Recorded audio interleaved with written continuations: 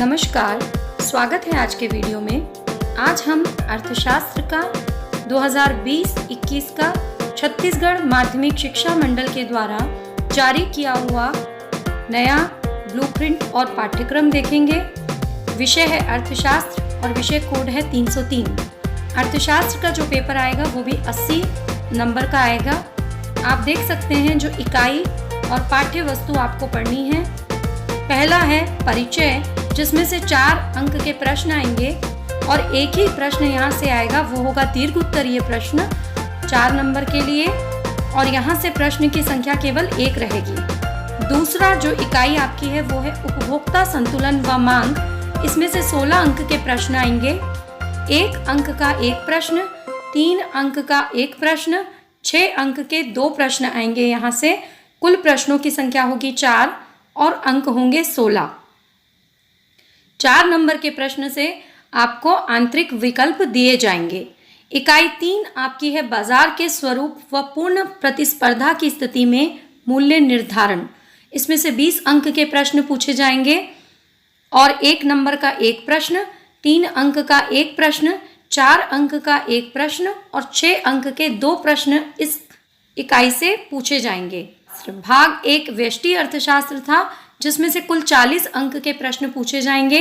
भाग 2 है समष्टि अर्थशास्त्र एक परिचय।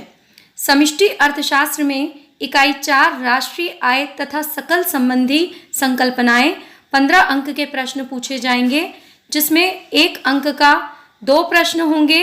इसके बाद आप देखिए 3 अंक का 1 प्रश्न होगा और 4 अंक का 1 प्रश्न होगा और 6 अंक के 1 प्रश्न। कुल प्रश्नों की संख्या होगी 5। इसके बाद है इकाई 5 मुद्रा और बैंकिंग। यहाँ से 12 अंक के प्रश्न पूछे जाएंगे और 12 अंक के प्रश्नों में आपका 1 अंक के 2 प्रश्न होंगे।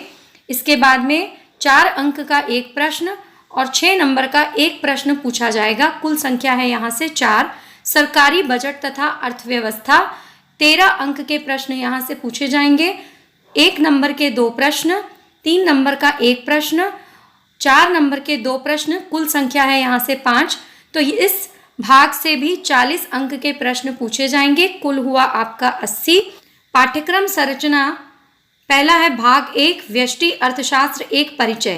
पहली इकाई है परिचय, दूसरी है उपभोक्ता संतुलन एवं मांग, तीसरा है बाजार के स्वरूप तथा पूर्ण प्रतिस्पर्धा के तहत मूल्य निर्धारण।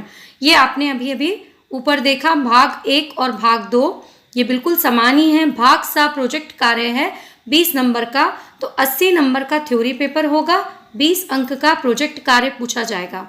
डिटेल में जो आपका विषय है अर्थशास्त्र, उसमें भाग 1 में जो परिचय तथा समष्टि अर्थशास्त्र है, इसमें से आपको व्यष्टि अर्थशास्त्र तथा समष्टि अर्थशास्त्र का अर्थ, सकारात्मक तथा आदर्शात्मक अर्थशास्त्र, अर्थव्यवस्था क्या है, अर्थव्यवस्था की केंद्रीय समस्याएं, वस्तुओं का उत्पादन क्यों, कैसे और किसके लिए किया जाए, सीमांत उत्पादन संभावना की अवधारणा और अवसर लागत से संबंधित प्रश्नों को आप तैयार करेंगे। इकाई 2 है आपकी उपभोक्ता संतुलन। उपभोक्ता संतुलन से देखिए उपयोगिता का अर्थ, सीमांत उपयोगिता, सीमांत उपयोगिता के अवमूल्यन का नियम, सीमांत उपयोगिता विश्लेषण के उपयोग से उपभोक्ता संतुलन की स्थिति, उपभोक्ता संतुलन के अनधिमान वक्र का विश्लेषण, उपभोक्ता बजट, बजट सेट तथा बजट रेखा, उपभोक्ता के अधिमान तथा उपभोक्ता संतुलन की स्थिति।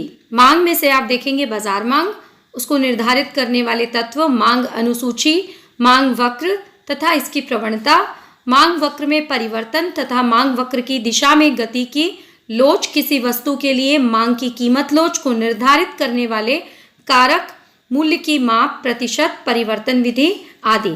इकाई 3 जो है आपका बाजार के स्वरूप, आप देखिए यहाँ पे विस्तार से दिया हुआ है, जिसमें कि आपको पूर्ण प्रतिस्पर्धा, उसके लक्षण, बाजार संतुलन का निर्धारण, शिफ्ट का मांग तथा पूर्ति में प्रभाव, अन्य बाजार स्वरूप, एकाधिकारी प्रतिस्पर्धा। इसके बाद है आपका इकाई 4। इकाई 4 में आपको राष्ट्रीय आय तथा सकल संबंधी अवधारणाएं पढ़नी है, जिसमें उपभोग वस्तुएं, पूंजीगत वस्तुएं, अंतिम वस्तुएं, मध्यवर्ती वस्तुएं, स्टॉक तथा प्रवाह सकल, निवेश तथा मूल्यह्रास, राष्ट्रीय आय की गणना विधि, जिसमें कि मूल्य विधि, उत्पाद विधि, आय विधि, व्यय विधि आपको देखना है। मूल्य विधि और उत्पाद विधि दोनों एक ही हैं। राष्ट्रीय आय संबंधी आपको सकल राष्ट्रीय आय, निवल राष्ट्रीय आय, सकल तथा निवल घरेलू उत्पाद, बाजार तथा मूल्य पर, कारक मूल्य पर, कारक यानी लागत मूल्य पर, वास्तविक तथा अवास्तविक, इन अवधारणाओं को पढ़ना है। इकाई 5 जो है आपका मुद्रा तथा बैंकिंग, इसमें देखिए आप मुद्रा की पूर्ति, उसका अर्थ, इसके बाद में कमर्शियल बैंकिंग पद्धति द्वारा मुद्रा सृजन, सेंट्रल बैंक तथा उसके कार्य, बैंक की नीतियों के बारे में आपको पढ़ना है। इकाई 6 सरकारी बजट तथा अर्थव्यवस्था, इसमें आप सरकारी बजट के अर्थ, उद्देश्य तथा इसके घटक पढ़ेंगे। प्राप्तियां वर्गीकरण, राजस्व प्राप्तियां तथा पूंजीगत प्राप्तियां, व्यय का वर्गीकरण जिसमें राजस्व व्यय तथा पूंजीगत व्यय आते हैं, सरकारी घाटे की माप, राजस्व घाटा, राजकोषीय घाटा, प्राथमिक घाटा, इनके अर्थ को पढ़ेंगे।